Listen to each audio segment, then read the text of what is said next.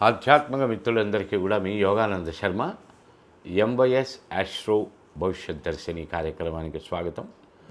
మిత్రులారా, ముందుగా ఈ ఎంవైఎస్ ఆస్ట్రో అనబడేటువంటి ఛానల్ని సబ్స్క్రైబ్ చేయండి. ఈ చెప్పబడినటువంటి కార్యక్రమాన్ని చక్కగా షేర్ చేయండి, లైక్ చేయండి. మంచి మంచి విషయాలతో మీ ముందుకు వస్తాను. ఇప్పుడు మనం నక్షత్ర ప్రకరణం తెలుసుకుంటున్నాం. అందులో ఈరోజు మఖ అనబడేటువంటి నక్షత్రం గురించి తెలుసుకుందాం.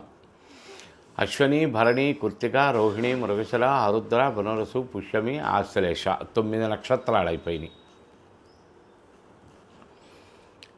ఇది 10వ నక్షత్రం మఖ నక్షత్రం.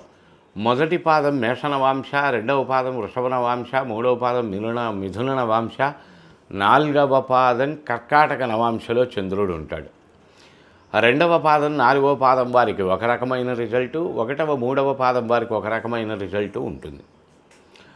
రెండవ పాదం 4వ పాదం జన్మించినటువంటి వారు బాగా ఎత్తసరిగా హైట్ కలిగి ఉండేటువంటి వారు, స్క్వేర్ ఫేస్ కలిగినటువంటి వారు, మార్ధవమైనటువంటి కంఠస్వరం కలిగినటువంటి వారు, 1-3 పాదముల యందు జన్మించిన వారు కొద్దిగా కోలముఖం కలిగిన వారు, long nose or slight bended nose కలిగి ఉండే లక్షణం, బ్రాడ్ ఫోర్ హెడ్ కలిగి ఉండేటువంటి వారు, మానసిక ఆధ్యాత్మిక సంపద కలిగి ఉన్నటువంటి వారు,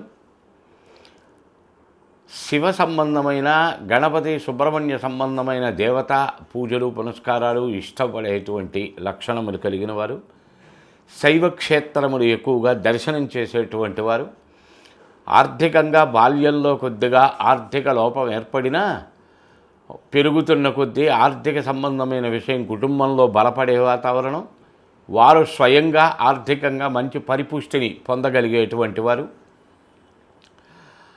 అధికారపరమైనటువంటి ఉద్యోగ జీవనాదులు ఎక్కువగా కలిగి ఉండేవారు, ప్రైవేటు రంగ సంబంధమైన శాఖలు గనకైతే 2వ పాదం 4వ పాదం వారు ధనాగార సంబంధమైన శాఖల యందు ఉద్యోగ జీవనాదులు చేసేటువంటి వారు, 1వ 3వ పాదముల యందు జన్మించినటువంటి వారు వాహన సంబంధమైన యంత్రములు తయారు చేయబడే సంస్థల యందు ఉద్యోగ జీవనాదులు పొందేటువంటి వారు.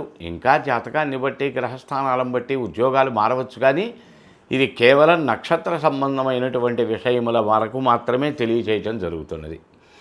తప్పకుండా ఈ ఛానల్ని సబ్స్క్రైబ్ చేస్తారని ఆశిస్తూ రేపటి రోజున 2వ భాగం మఖా నక్షత్రం యొక్క 2వ భాగం గురించి తెలుసుకుందాం. జై గురుదత్త.